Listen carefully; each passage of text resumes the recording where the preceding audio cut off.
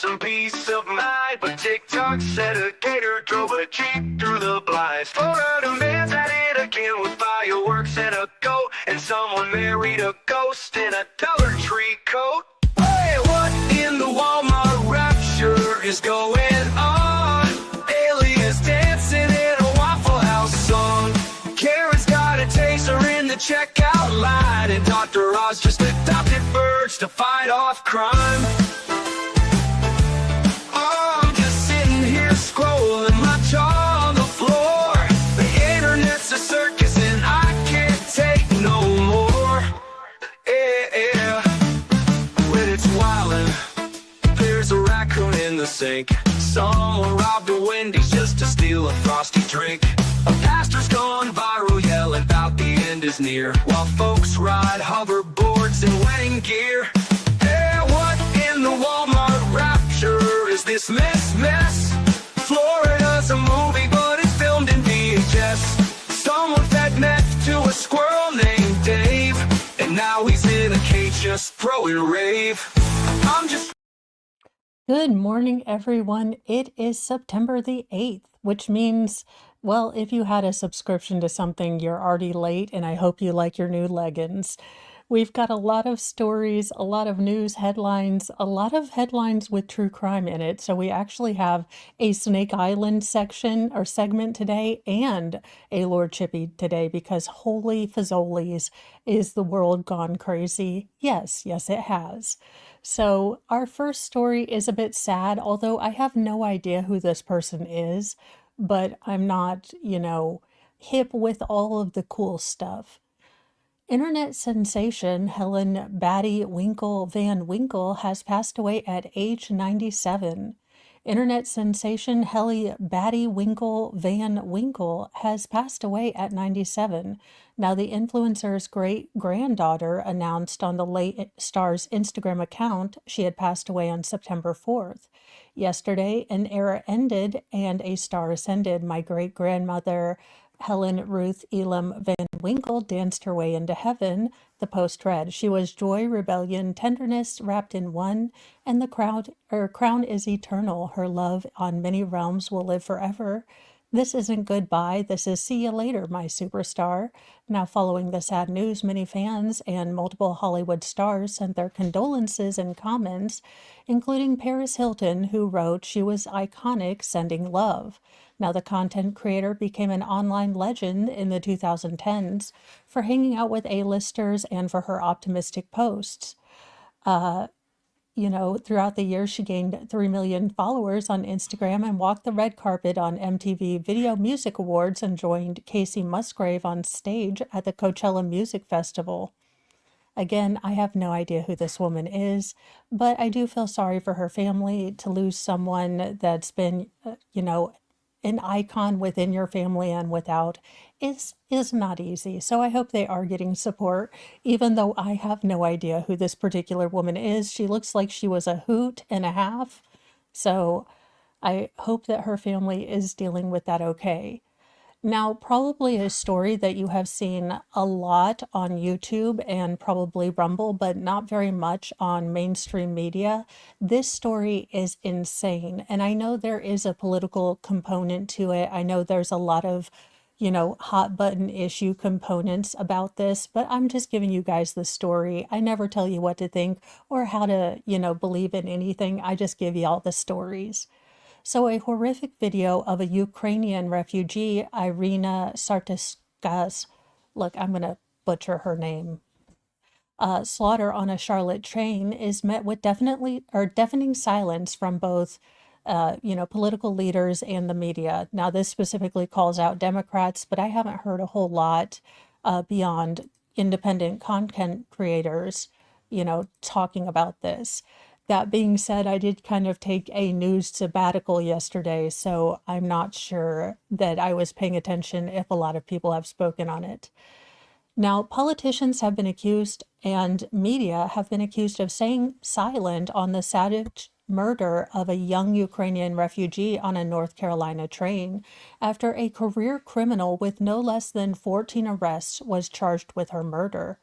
Irina Sarstaka, 23, was stabbed to death on the light rail train in Charlotte with horrifying surveillance footage showing the moment that the unsuspecting young woman was brutally attacked. Now, DeCarlos Brown Jr., 35, is allegedly shown pulling out a pocket knife, getting out of his seat behind Irina before the video cuts just as he prepares to stab her in the neck, footage shared by police shows. I mean, it is just horrifying. I've seen the clip, and she's such a tiny woman. She is so petite. She reminds me of my niece, who is very petite, and it's just terrifying. She didn't do anything to this person. Now, Irina is totally unaware of the gentleman behind her, fiddling with his, you know, hoodie, getting a knife out. She's looking at her phone as Brown allegedly unfolds the knife and prepares to attack. After the killing, the attacker can be seen walking through the Blue Lynx Line train, spattered blood across the floor as he continues to carry his weapon. Now, bystanders barely seem to notice that the young lady has just been attacked right behind them. And the fact that no one noticed, no one paid attention. Now, the suspect does take off his bloody hoodie, then calmly waits for the train to pull into the station before exiting. In the wake of this monstrous killing, which took place on August 22nd, mainstream outlets and politicians have largely remained silent on this topic. Now Charlotte's mayor even thanked publications for choosing to keep the video from the public. And this was a beautiful young lady. Her family has lost someone. I don't understand making this about politics when it should be about honoring the victim at the very least. The video of the heartbreaking attack that took Irina's life is now public, and I want to thank our media partners and community members who have chosen not to repost or share the footage out of respect for Irina's family, wrote Mayor V. Lyles in a post on X on Saturday. But her statement has drawn outrage from many, including, across the aisle, Republican congressmen in the Tar Heel state. The mayor's refusal to condemn the senseless, horrific, and preventable violence is as telling as it is despicable. Violent criminals, regardless of who they are or what they look like, need to be in jail, wrote Republican Representative Brad Knox. Now, again, people are going to make this political. I think that we need to have a serious conversation about criminal justice reform, because we are going to go back to beyond 3 strikes you're out. Now, others pointed out a broader nationwide issue of soft-touch responses to career criminals. The violence in Charlotte is a microcosm of a national epidemic, said one person. Americans deserve better than soft-on-crime policies. So again, there are going to be political takes on this on both sides, but I just want to focus on the fact that a family has lost a friend, that her friends have lost her, that we lost someone, and it was in broad daylight, and no one got up and helped her. So this is going to stretch through, the criminal justice scene. This is fairly new, and it is being used as a political cudgel. So I don't have any faith that this is going to get any better, but I do hope that the silent majority who just wants common sense reforms and common sense, criminal justice will win out through all of this. That's the only thing I'm clinging to right now. Because honestly, I have no idea. Well, we do seem to get these fairly like once a year or once every 6 months. I do hope that we eventually get answers in the JonBenet Ramsey, murder case.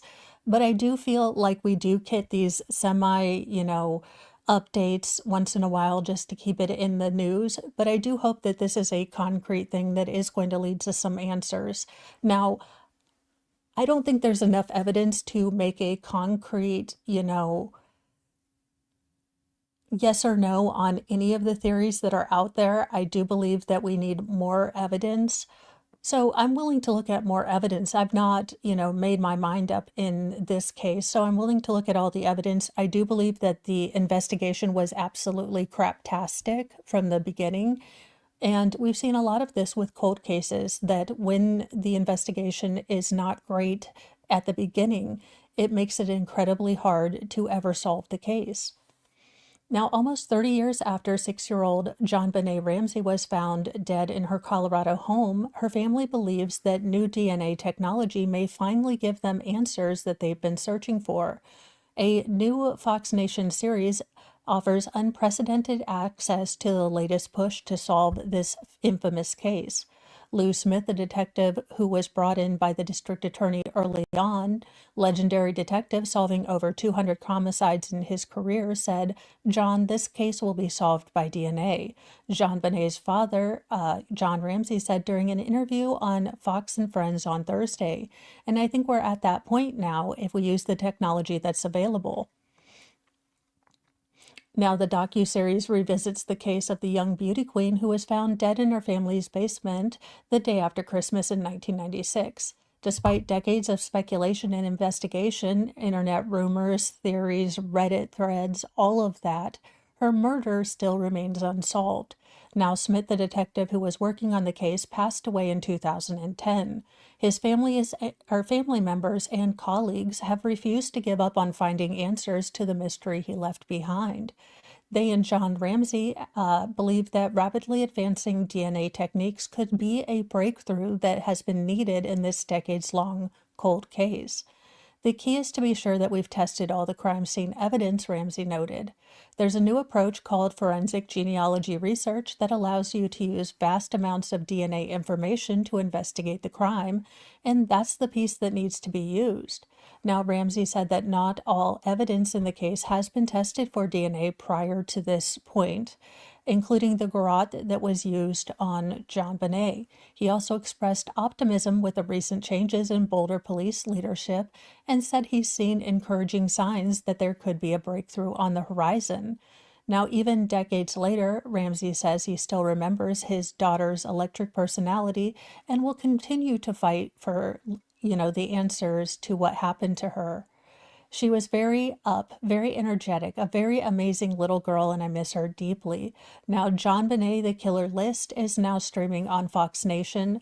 I have done a review of the Netflix John Benet Ramsey documentary, so I will be adding this one to my list of documentaries to watch because, like I said, this is always a case that intrigued me. It kind of lit the bug in me because none of this case made sense and it was all the sus. And I think that's when I started really liking true crime.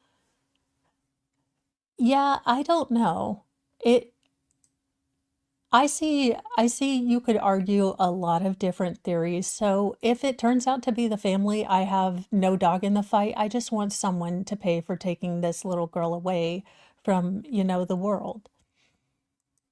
Well, I mean, actually, we've got this entire section with Snake Island because we have a double dose of, well, dumpster fire human behavior today. So we are starting off with Snake Island, then going into, well, Find a Form Jesus, then back to Lord Chippy because we just have an overabundance of, well, craptastic human behavior It's a today. curse, we've got room for the wicked, the cruel, and the worst. If you lie, if you cheat, if your soul's made of bile, you're bound for the fangs and the venom in style.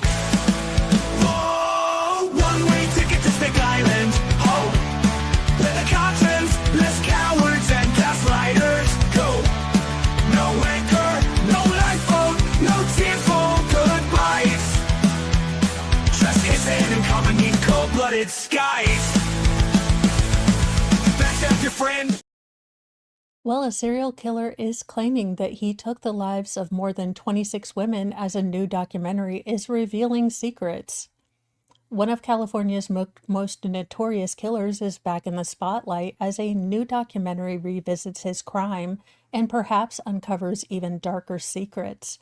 Joseph Nasso, a former photographer convicted in 2013 of taking the lives of 4 women, is now claiming that he actually took the lives of 26. Now, the bombshell confession comes from a fellow death row inmate, William Nagura, who spent more than a decade building trucks with Nasso inside of California's infamous San Quentin State Prison. Now, the chilling revelations are featured in a new Oxygen documentary, Death Row Confidential: Secrets of a Serial Killer, premiering in September 13th. He's guilty of more than anyone knows, Nagura says during a preview of the new series. He told me everything and I wrote it all down. Now, Nasso's double life stunned the country. He was a father of two, a Little League coach, and a school photographer by day, and a sadistic red rummer by night. Now, investigators found photographs of what appeared to be women no longer living among his belongings, along with investigators dubbing what they called a hit list containing 10 cryptic descriptions of female victims. Even after a jury handed down a death sentence, Nasso continued to maintain his innocence in interviews, including an exclusive interview with KGO. Now, Nagura, who is also on death row for a 1983 murder. Okay, so I'm supposed to listen to one red rummer who is snitching on another red rummer while you're both on death row? Sure, Jan. Unless you have concrete evidence and they can link these victims, you are stoking the evil or the ego of someone evil, and maybe you should pay attention and do some background research before you put this out. Hopefully they did for the documentary. Now, he was assigned to assist elderly prisoners as part of a prison disability program, which is where he connected with Nasso. Over 10 years, the two developed what was described by several media outlets as an unusual relationship. Naguro told the outlet that Nasso eventually opened up and offered a stunning admission. When I told him, well, look, they got you because of the list of 10, he started laughing, Naguro recalled. He said, they got it all wrong. Yeah, I killed them women, yes, but those aren't my top. Those aren't my list of 10. Those are my top 10. Now, Nagura disclosed even more disturbing details, noting that Nasso claims he took the lives of 26 women and may be supported by something reportedly found in the research in search of his home. Now, Naguro told the outlet they found a coin collection with 26 gold heads. Those perhaps represent his trophies, and they could represent the 26 women that he told me that he red-rummed. Now, determined to document everything, Naguro compiled a 300-page dossier filled with cryptic clues, locations, and partial confessions. He passed the files on to a retired FBI task force investigator, Kenneth Mans, who took the case on pro bono. While Nasso never named his victims, his rambling stories often hinted at forgotten crimes. In one storytelling, Naguro convinced him to put a confession into writing, dangling the possibility of a prison transfer to get closer to his sons. In his own words, Nasso reportedly described luring a woman through a modeling ad, driving her home, taking her life, and then dumping her body under the Richmond San Rafael Bridge. Now, the description masked a disappearance of a Berkeley woman named Lynn Ruth Kahns in the 1970s. She had answered a modeling ad, and her bike was later found chained near the exact spot that Nasso described. Working together, Detective Mans and Naguro linked Nasso to several cold cases, including Kahns. Piece by piece, they are putting names together with women that Nasso once reduced to cryptic quotes and notes, delivering long-awaited answers to grieving families. But now they know what really happened to her, Naguro said, and that has been my goal the entire time, to give the victims' families that closure, that finalization, and that's the whole motivating factor behind all of this. Now, Nassau was also dubbed the Alphabet Killer and gained his grim nickname after being found guilty in 2013 of murdering 4 women whose first and last names began with the same letter. The victims include Roxane Ragash, 18, Carmen Colon, age 20, Pamela Parsons, 38, Tracy Tafoya, 31, with their deaths all occurring between 1977 and 1994. Now, authorities had previously investigated Nassau in connection with the unsolved Alphabet murders of 3 young girls in his hometown of Rochester, New York in the 1970s. However, DNA has ruled him out as a suspect in those cases. So while it does look like there could have been a clear link with the alphabetic and alliteration, DNA did, rule that out. Investigators have also discovered a detailed diary with more than 100 essays dating back to the 1950s, many involving underage girls. Now, with new claims emerging, law enforcement agencies across California and the entire federal government are examining and re-examining unsolved cases. Our two minds, copt and convict, are working together, and I know that I can solve unsolved murders, so let's get them. As the documentary reveals, Nassau's crimes may stretch further than anyone ever imagined, and his disturbing legacy continues to haunt both investigators and families of victims seeking closure. So there you go.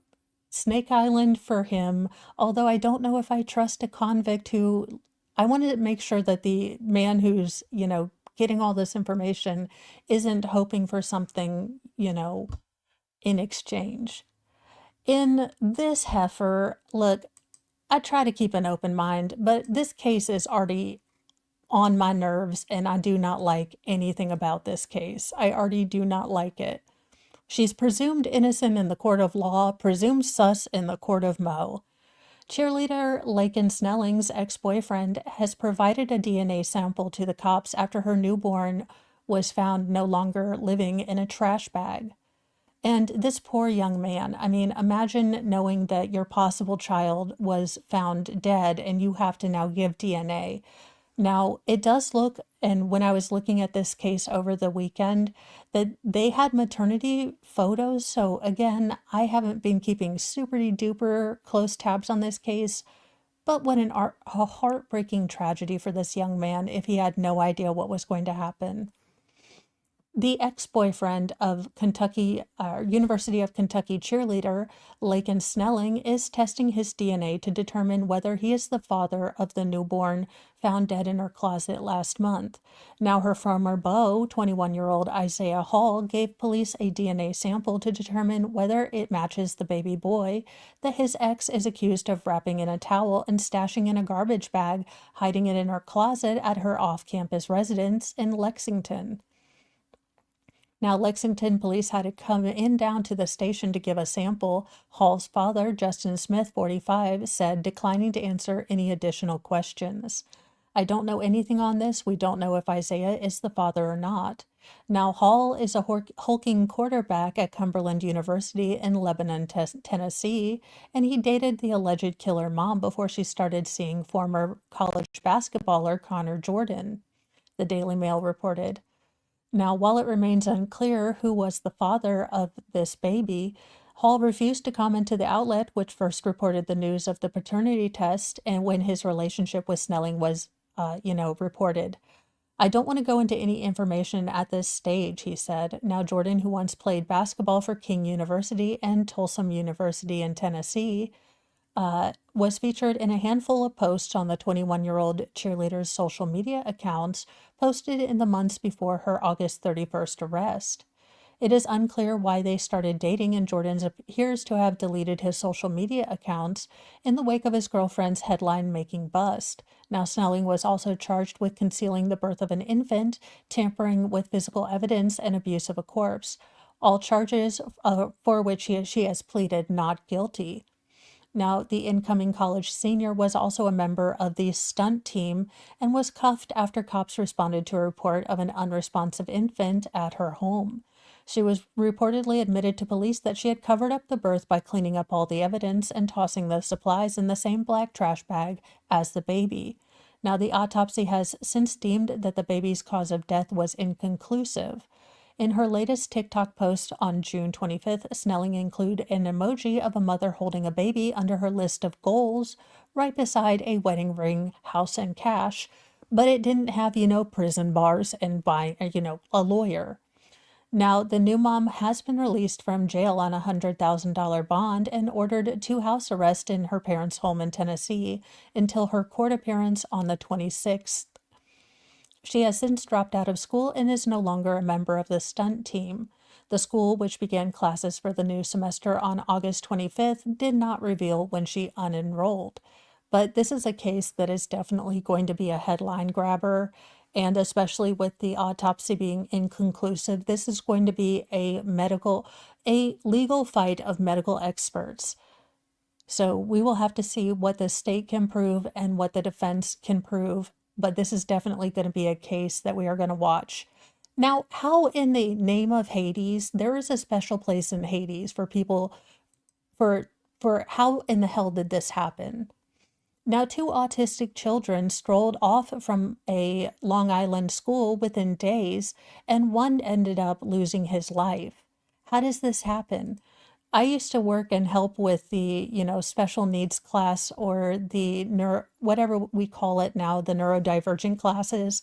And there were always, almost like a one-to-one ratio between student helpers and the teacher and student or an actual, I think paraprofessionals in the classroom, that this should have never happened. But how did this happen?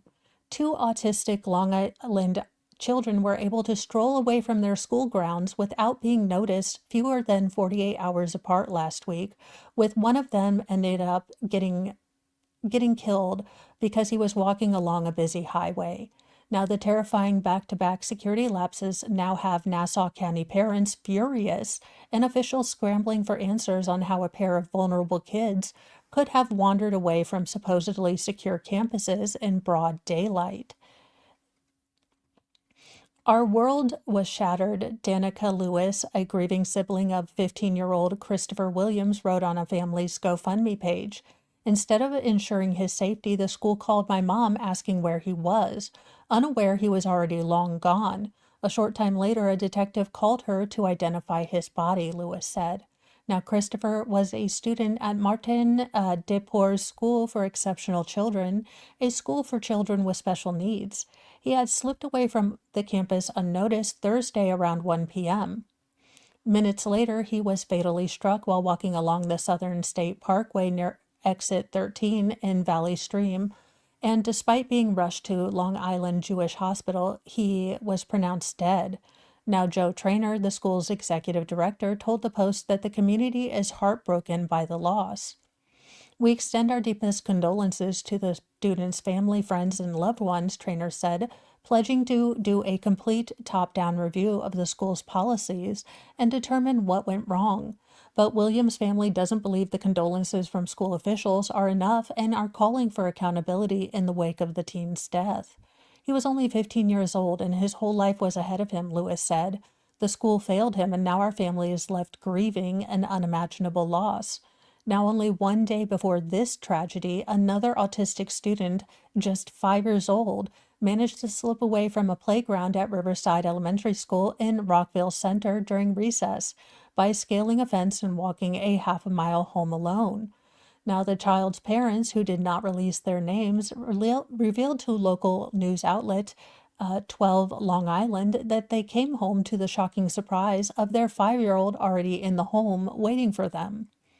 Now, the school called the police as soon as they realized a child was missing, although it is unclear when that was, and police had already arrived at the family's home roughly 10 minutes after the call was made, according to school officials and the police. The district takes student safety very seriously. Current facts beg to differ. We are aware of both incidents and are actively investigating, said the Rockville Center School District. Just absolutely ridiculous. And, well, karmic justice sometimes happens. And while Australia doesn't televise, much, I believe they did stream the verdict in this case. The mushroom murderer has been given 3 life sentences for killing her lunch guests. The Australian woman convicted of taking the lives of 3 lunch guests with the world's most toxic mushrooms was sentenced to 3 life sentences with a non-parole period of 33 years on Monday, bookending the real-life crime drama that has gripped Australia and spawned multiple podcasts and documentaries. Erin Patterson, 50, was found guilty in July of taking the lives of 3 people, including the parents and an uncle of her estranged husband. Simon Patterson, with the beef Wellington that she had deliberately laced with death cap mushrooms picked near her rural home in the state of Victoria in 2023. Now, the life sentences will be served concurrently, so she will serve all 3 sentences at the same time. Now, with a 25-year sentence for the attempted murder of the sole survivor, Pastor Ian Wilkinson, whose wife of 44 years, Heather, was among the guests who died in the hospital days after the lunch. Now, Simon's parents, Don and Gail Patterson, also died after suffering severe gastrointestinal illness that culminated in multiple organ failure. Now, the hearing was broadcast live from Melbourne Supreme Court, reflecting the intense public interest that the case has, received.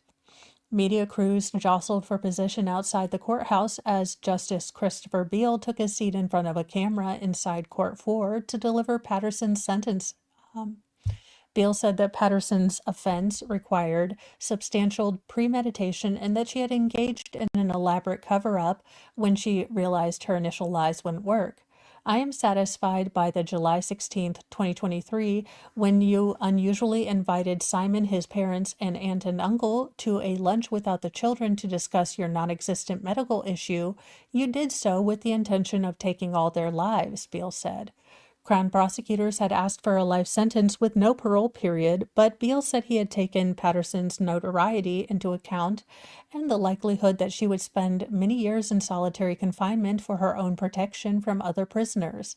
He still found that Patterson's crimes amounted to an enormous betrayal of trust that inflicted untold suffering on her children who lost their grandparents.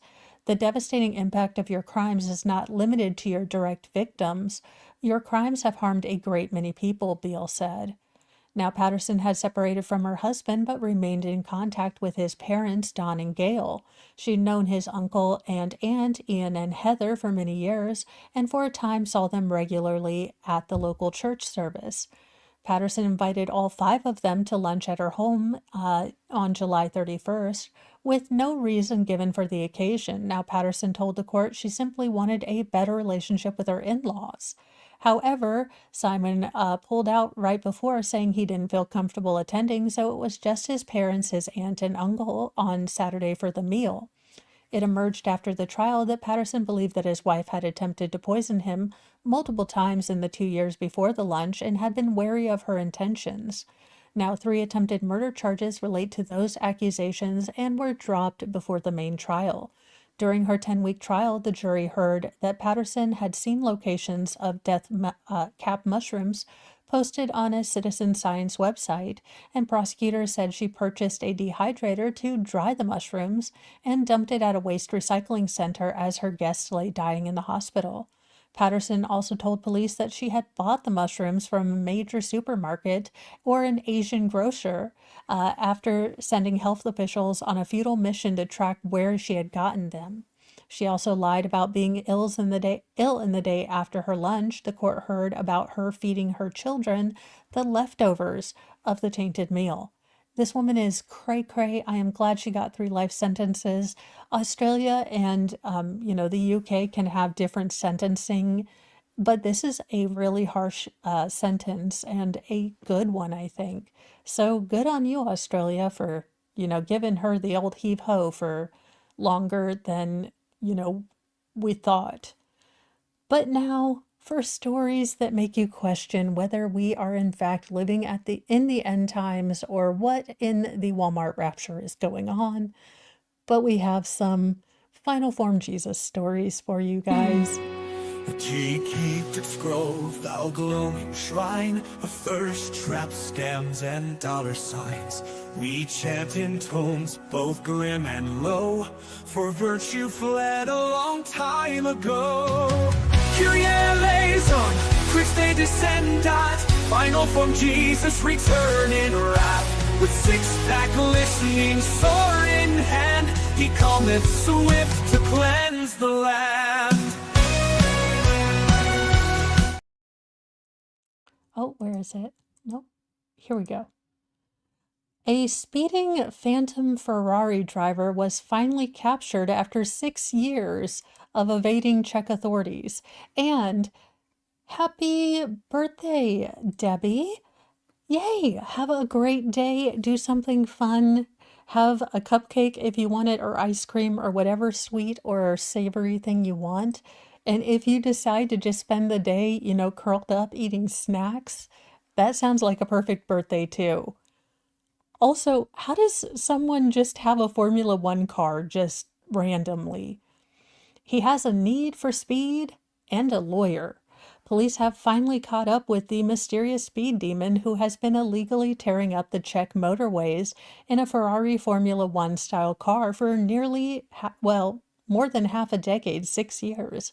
The phantom Ferrari driver was followed by cops to a property in the village of Bulk, 37 miles from Prague, where they arrested a 51-year-old man behind the wheel, Czech police have said on a post on X.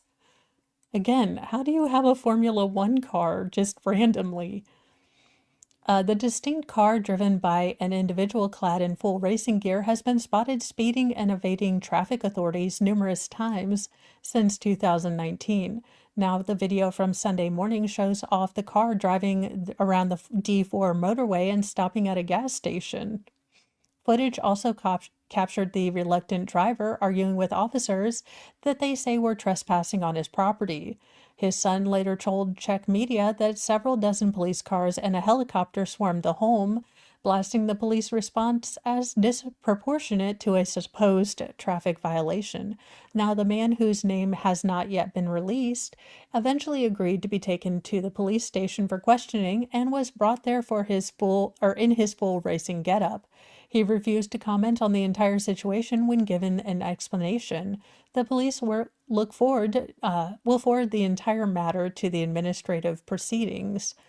Now, police first tracked down the rowdy racer in 2019 after images of him circulated online, but when they located the vehicle, he denied ever driving it on the motorway. The driver has long been unable to be identified due to the helmet obscuring his face.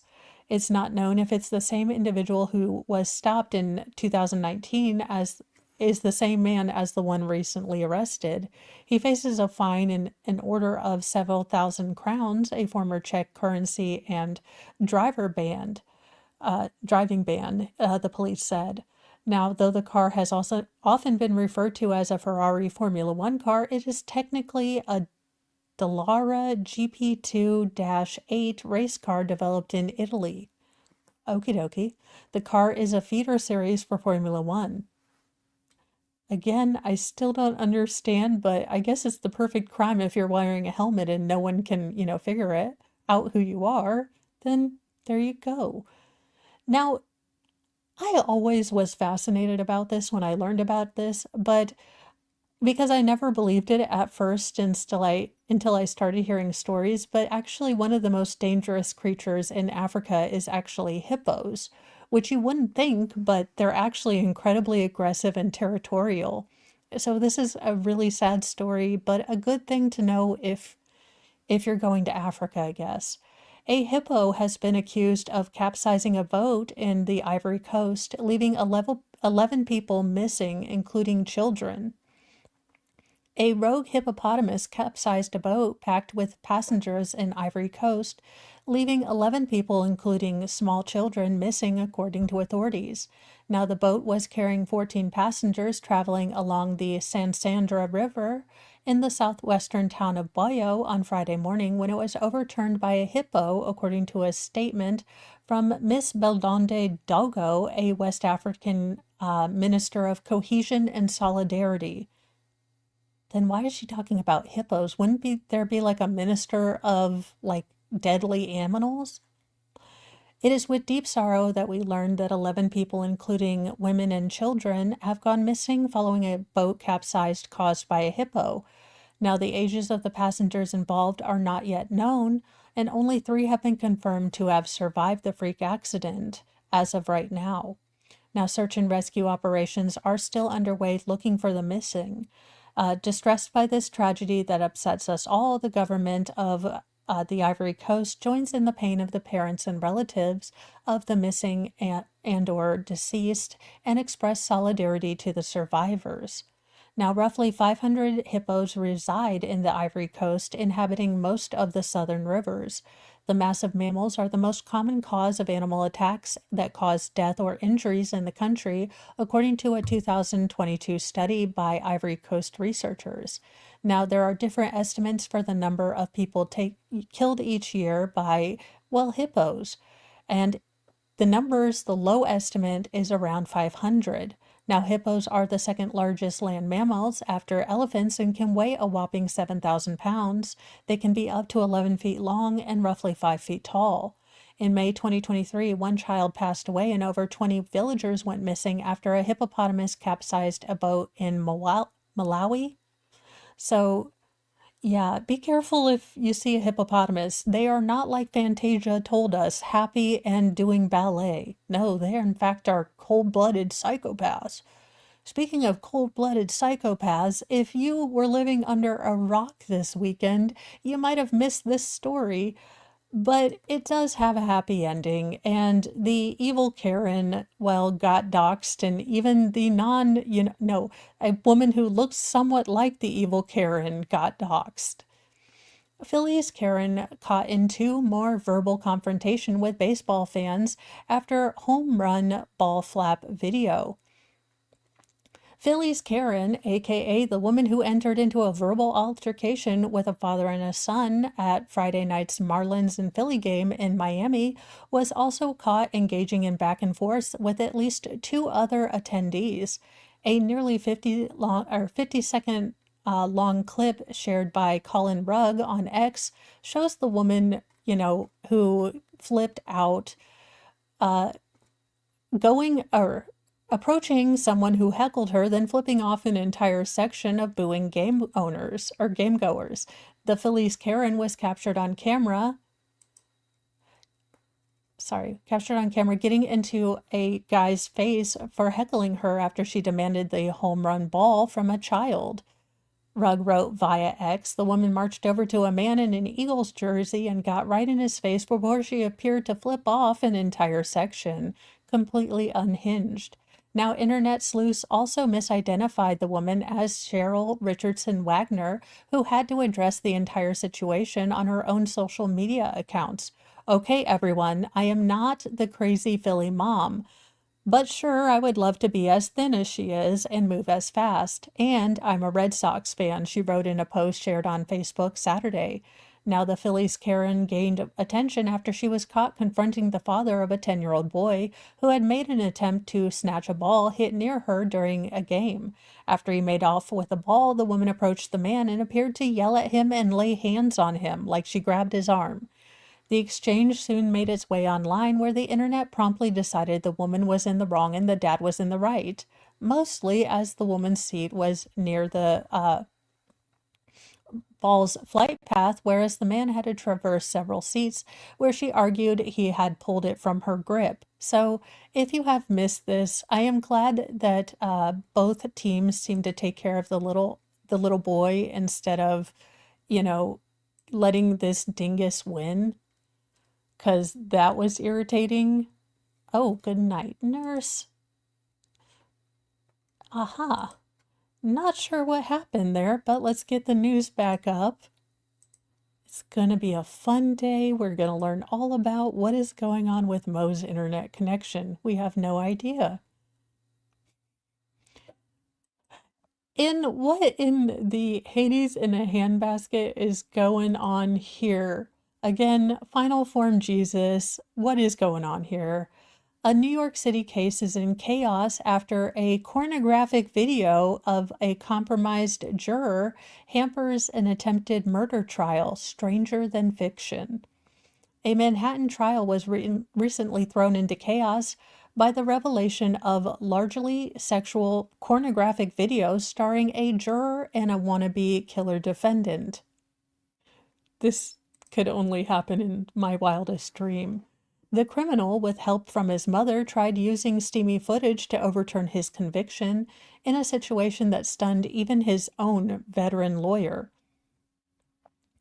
But the judge wouldn't budge, and Avery Dunning, 37, now faces up to 25 years in prison for shooting his 41-year-old female East Harlem neighbor in the head during a 2023 fight.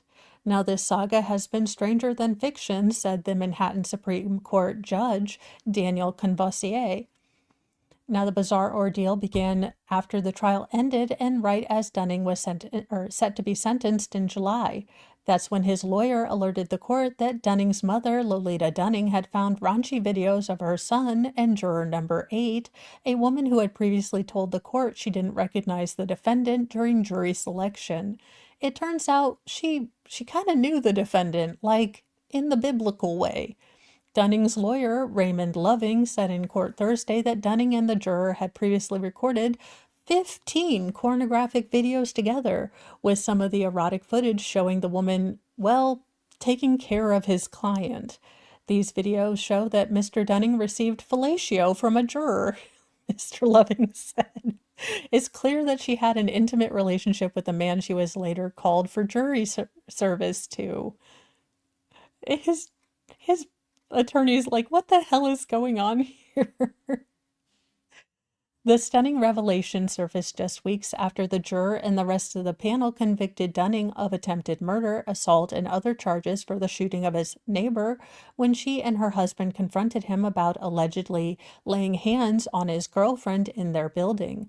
Now, the jury deliberated 2 days before finding Dunning guilty on all counts. As the judge was prepared to sentence him, the video surfaced.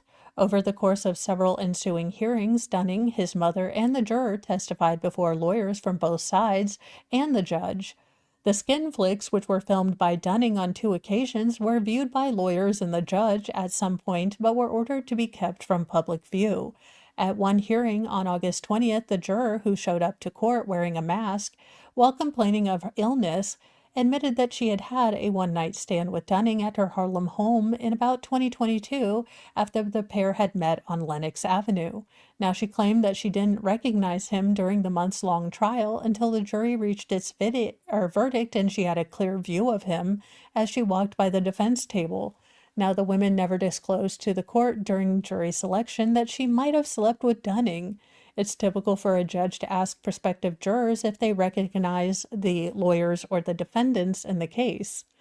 If a juror is familiar with someone, they're typically excused from service.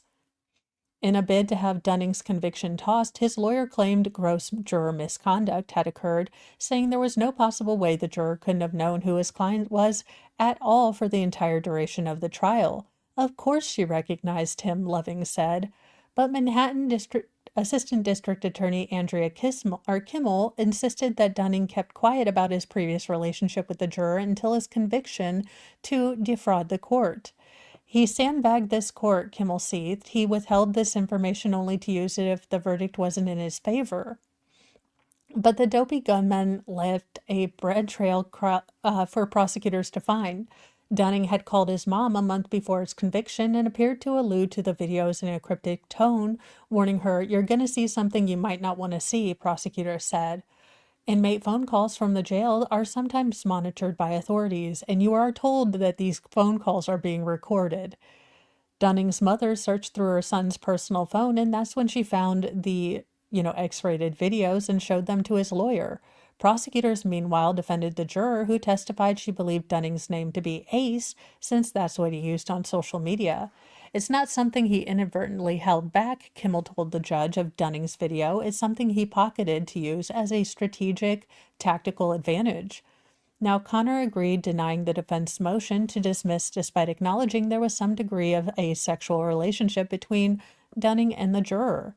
That's what this was, deception and defrauding the court, the judge said of Dunning's actions. He could have easily taken care of this whole issue by just telling us what happened instead of keeping it a secret. Attempts to reach Lolita Dunning were unsuccessful. The Manhattan District Attorney's Office declined to comment. Dunning's lawyer said that they plan to appeal this conviction. "I've been doing this for 30-plus years, but this is the first case of this type that I've ever had," Loving said of the hearing. Yeah, I don't know that a lot of lawyers have, "Hey, I might have slept with a juror and I have proof," kind of stories going out there. Just doesn't seem to be what happens. Now, we are going directly into Lord Chippy, and this first one, what in the name of Hades is wrong with you, Georgia? I have all the questions between Chris Wolfenberger, between the Timms case, and now this choice. I think you, me, and Lord Chippy are going to agree that this woman doesn't need bail money. There still I grace. These monsters wear a human face. No gavel, no badge, no throne, no crown can stop Lordship from burning them down. Justice ain't fast, justice ain't clean. It's a long, sharp road through the in-between. So raise your fists and light your flames. Trippy's coming and he don't play games.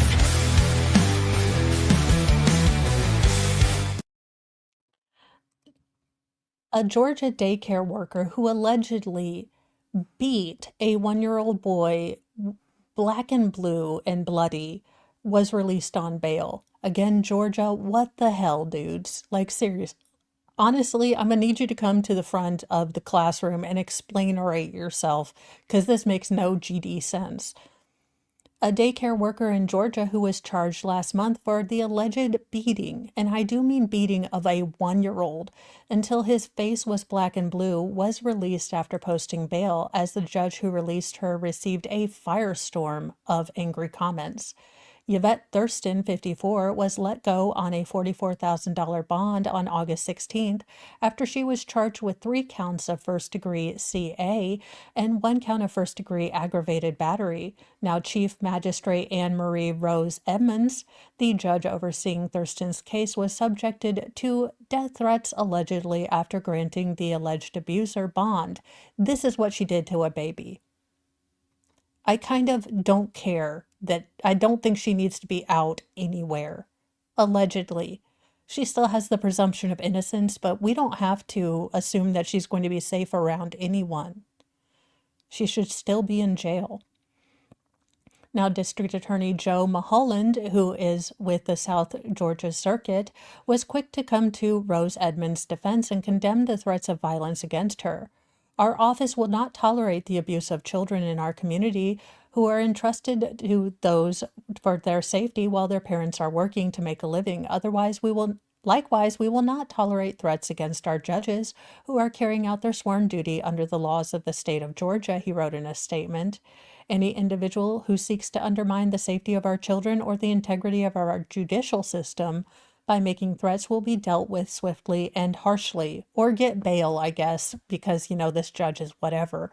I'm sure threats against her, and don't threaten judges. Like, I don't know if you need to hear this, but don't threaten judges. That's the most moronic take you could have given this situation. So if you needed to hear this, don't threaten people. It's stupid. That being said, 2 wrongs don't make a right, and this heifer deserves to be in jail. The rule of law is the foundation of our community. Our judges deserve to perform their duties without fear of safety, Mulholland continued. You may not like their decisions, but you don't have the right to threaten them or their families. If you do, you will be prosecuted by my office to the full extent of the law. Now, Thurston was arrested on August 11th after a family at Little Blessings Daycare in Bainbridge, close to the Florida border, reported that their 1-year-old came home with grisly injuries suffered at a daycare one day. Now, Corey Weeks, a U.S. Marine, shared pictures of his battered son Clay on Facebook. The little boy looked just dead awful. I mean, these are horrifying pictures. He tried to look as best as he could into, the photo, but his little black eye was nearly swollen shut, and he also had a bunch of bloody scrapes across his cheek and around his mouth. Now, Weeks said he had originally been told that another toddler had smacked Clay with a plastic toy, but surveillance footage he and his wife later tracked down showed Thurston allegedly walloping their son. Weeks also voiced support for the teams involved in the case, even though he was disappointed by Thurston's release. I'm aware that the woman who did this is no longer behind bars. Honestly, I was told that this would likely happen because that's just how our justice system works. Of course, my wife and I do not agree with this, but we don't get to ultimately make that decision. It's important that we allow the investigators and the legal system to thoroughly complete their responsibilities to achieve the result we all want, he wrote on Facebook. Weeks has assured everyone that his son is under evaluation and making good recovery, surrounded by love. The family's other son, 3-year-old Wyatt, also attended that particular church daycare but was uninjured. Now, the daycare staff itself was swiftly issued with an emergency closure by the Georgia Department of Early Care and learning, while an investigation into what led up to Clay's injuries was ongoing. So I expect to see a lot more about this. I imagine that the probable cause affidavit is going to be coming out and a lot more information, but this is absolutely upsetting. But also, two wrongs don't make a right. Don't threaten judges. It just doesn't, it isn't good. In you FaceTimed your crime. Good luck with that. I hope your defense attorney likes bourbon. A maniac gunned down his girlfriend and her dog on FaceTime and then FaceTimed his ex while lying beside her body. I killed her. Well, I mean, that mugshot does seem like someone who would do all of the crazy. An Arizona man has been convicted for taking the life of his girlfriend and her dog, then gloating about it on FaceTime by telling his ex, "I did it, I killed her," while lying down next to her bloody corpse.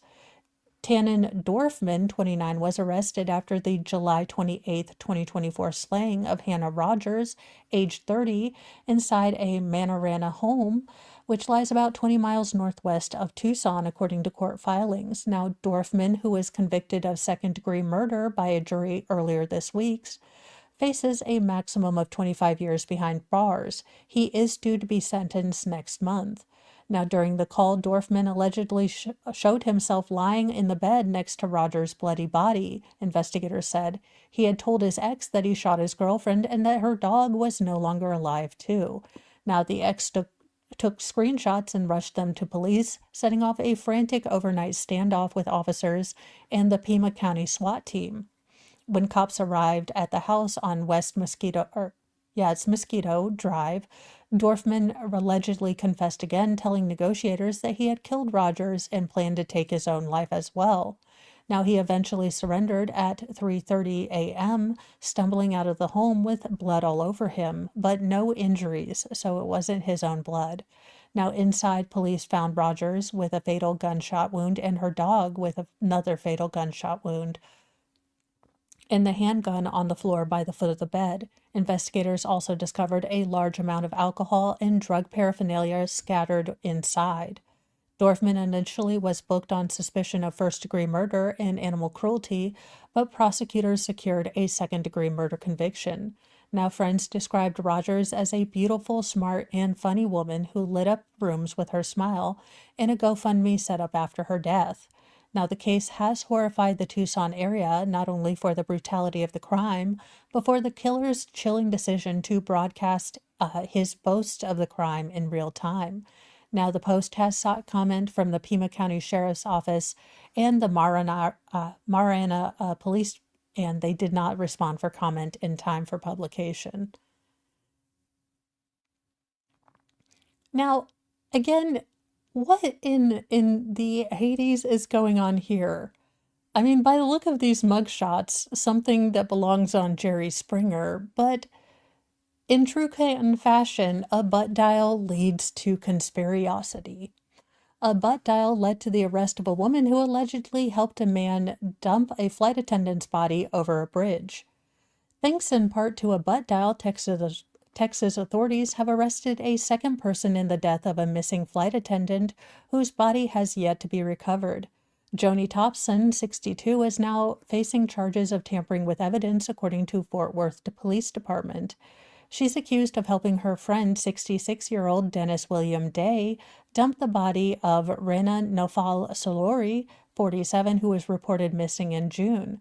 Day allegedly admitted to killing Rana and is facing a murder charge. Now, according to a criminal complaint obtained by local NBC affiliate KXAS, Day called Thomas after he killed Rana. She drove over in her pickup truck, which was reportedly used to transport the body from Fort Worth to Bowie, where they discarded the body. Thomas initially claimed ignorance about the incidents, first claiming that Day did not drive her truck. Then she admitted that he did drive the truck, but she fell asleep when he stopped to use the bathroom. But cops allegedly uncovered evidence that proves otherwise, namely an apparent butt dial that led to an accidental voicemail on Thomas's phone, which captured the two moving something heavy. A male voice can be heard, "Hey, help me, make sure the lid's on," and I'm, I, I got you messed up in this, didn't I? Cops took Thomas into custody late last month, and he has since bonded out of jail. As Law and Crime previously reported, Rana's coworker reported her missing in June, but she hadn't been seen since March. Now, that's a wide gulf, however, and was partially explained by the victim herself taking a leave of absence earlier this year, according to arrest affidavit that was obtained by Dallas, Fort Worth Fox affiliate KDFW. Now, concerned coworkers said that Rana had left her job as a flight attendant for minor surgery, but she was supposed to return back by March 31st, and she never did. A conversation on March 19th appeared to end abruptly, like right in the middle of her talking, coworkers told investigators. Police began working the case as a missing person incident and immediately had Day on their radar. That's because the coworker told law enforcement that the pair had lived together for roughly a year. Now, she provided investigator with a video dated March 19th, purportedly showing Rana and her force multiplier in sight. In the video, a man's voice can be heard off camera shouting. Travel receipts for the victim also showed a strange state of affairs.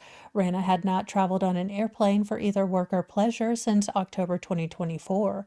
A supervisor queried by investigators said that not showing up and not calling was unlike her, having worked as a flight attendant for some 5 years prior.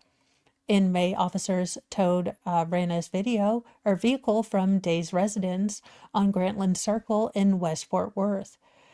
Day, for his part, allegedly said that the vehicle had been parked there roughly for 2 months, as long as he hadn't seen his roommate. The defendant also said he had moved some of her belongings into a storage shed and did not express knowledge or concern about her whereabouts. As it turned out, the brand new car had been purchased about 2 weeks before it was abandoned, heightening suspicions that she didn't leave voluntarily. On a June 10th welfare check, Day described Rana as a longtime friend. The defendant allegedly confirmed that she was living with him but insisted he hadn't seen or heard from her for about 3 months. Now, on July 18th, police executed a search warrant on Rana's cell phone. The last call that she made was on March 21st at 3:43 p.m. Her final cellular phone ping was around 3:52 p.m. when she was roughly 5 miles east of her home. So this case is going to be wild. It does seem like they are getting more information, and they are both being held, or well, at least Day is being held, so the gentleman is being held on $200,000 bond, and the woman has bonded out. So there you go. Friends don't let their friends become accessories to crime.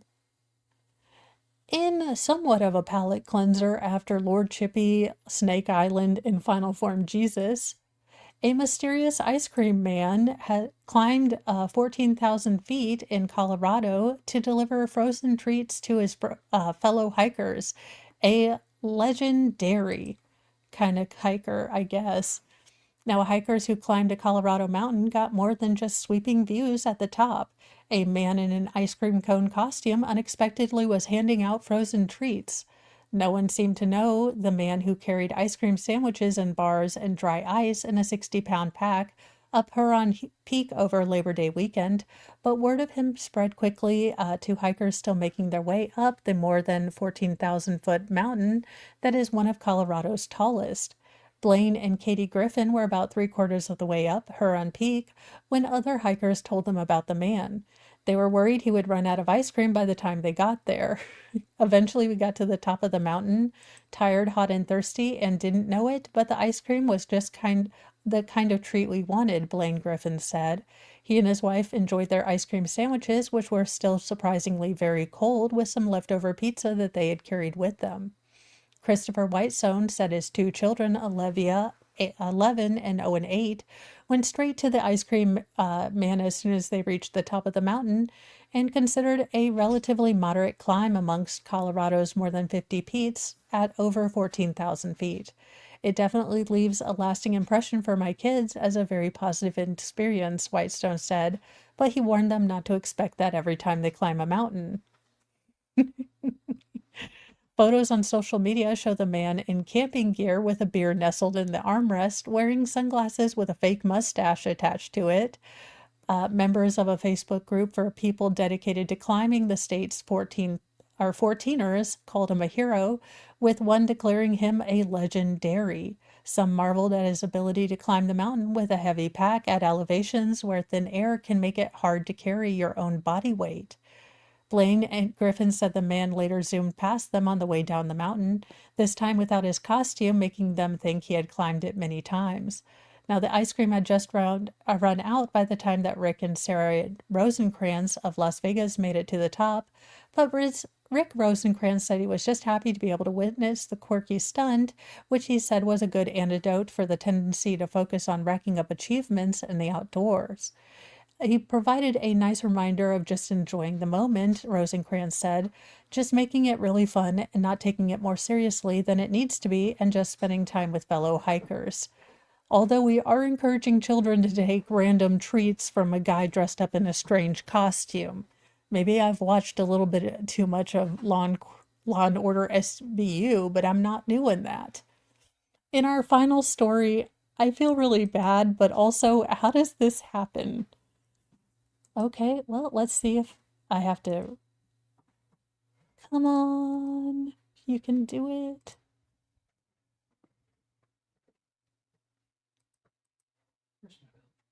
I have no idea, dear. Well, we'll go with this one. Goonies star could not understand the inaudible sloth actor on set. The poor man was sweating. Goonies never say die, especially when their prosthetics make it difficult. The Goonies actress Martha Pimpleton explained what it was really like to work with John Musteck, who wore intense makeup while playing Sloth. The task star appeared on a recent episode of Love It or Leave It. While playing the game about her career highlights, host John Lovett asked her what Sloth was like on the set of The Goonies. Inaudible because he had all that prosthetic makeup on and the whole mask. The poor man was sweating. Now, in the film, Sloth is the lovable black sheep of the Fratelli family, who is, a bunch of crime people, and ends up saving the Goonies. He had to wear distorted facial prosthetic features, which apparently made it very difficult for him to hear. Pimpleton recalled that Musteck was a lovely guy. The actor passed away at 38 in 1989, just a few years after The Goonies came out, and the cause of death turned out to be an accidental drug overdose. The Raising Hope actress remarked on the cult status of The Goonies, saying it was very strange that the movie became such a coming-of-age classic. I don't know, it's something about it. It's just got some crazy magic about it, I guess. It was it's still one of my favorite movies. I love it. The Goonies cast reunited this year to discuss the film ahead of its 40th anniversary. A long-awaited sequel was also announced in February, with Steven Spielberg and Chris Columbus producing. The cast and director for the new installment have not yet been announced. Hollywood, don't do it. I will file a class action lawsuit. Don't mess with the Goonies.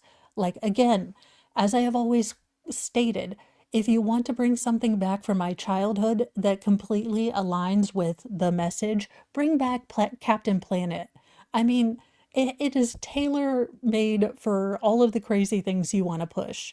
And you don't have to ruin it because no one really liked it. So you can add whatever message you want to it and no one will care because it wasn't that big a deal.